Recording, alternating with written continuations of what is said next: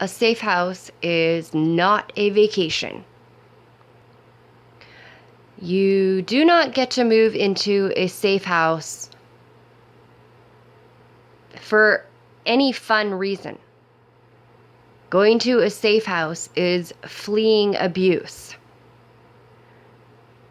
So I don't understand why everybody seems to ignore such a huge piece of evidence that the situation was drastic enough, the abuse was horrible enough to warrant being granted access into a safe house for me and Austin.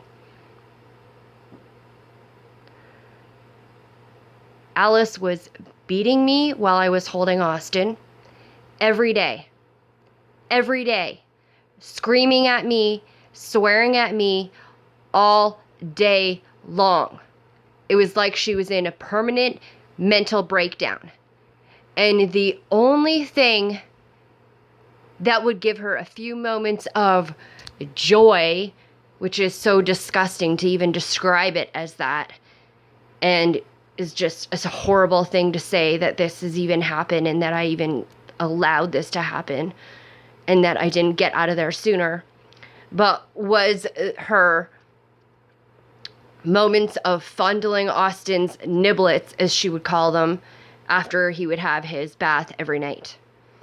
And she would make her disgusting comments about she never had a little boy to play with, and I don't know, just disgusting, weird comments as she was, I don't know, molesting my child. And it's so disgusting. And I was so terrified from all of her brainwashing while we were being held hostage there that she was gonna do exactly what she's now accomplished all these years later in getting Austin taken away from me and getting him for herself. And the sad thing is that he's being abused. He doesn't know the truth. He's being lied to and told that I don't love him and don't want him anymore.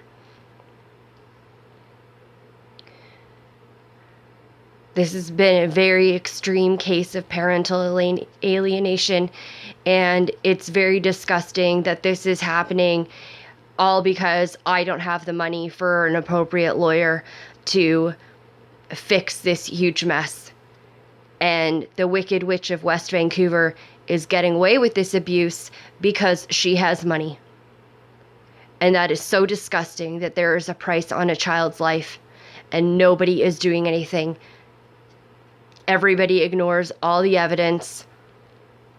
I have tons of evidence that nobody will even look at because the social workers don't even acknowledge it. They've never once sat down and asked for the truth about anything. Everything they do is based on the lies of Alice Sellers. And she never knew one thing about Austin's life or my life. That monster never knew anything about us, had zero contact with us since Austin was, I don't know, probably 2. And that was when she had access through supervised visits because she had filed for full custody of him and she was denied any access to him. A judge denied her any access. So that means she got zero access, not even supervised visits. Yet some fucked up social worker now has decided that that judge apparently didn't know what he was doing, and that because Alice Sellers has money and lives in West Vancouver, she somehow deserves to have another victim to abuse. Because abusing 2 children and a battered husband is not enough, that she now has to be abusing another human being.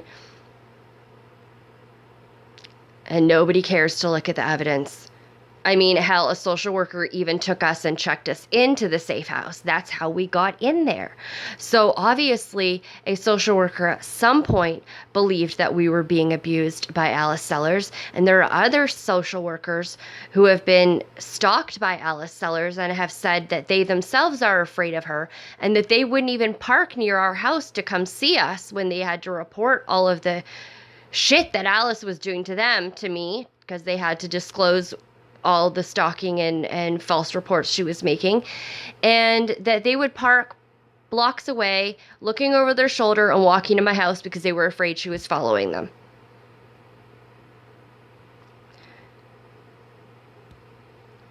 Because she's the Wicked Witch of West Vancouver and she's fucking psycho. Yet somehow some people seem to think that living in a safe house was a vacation.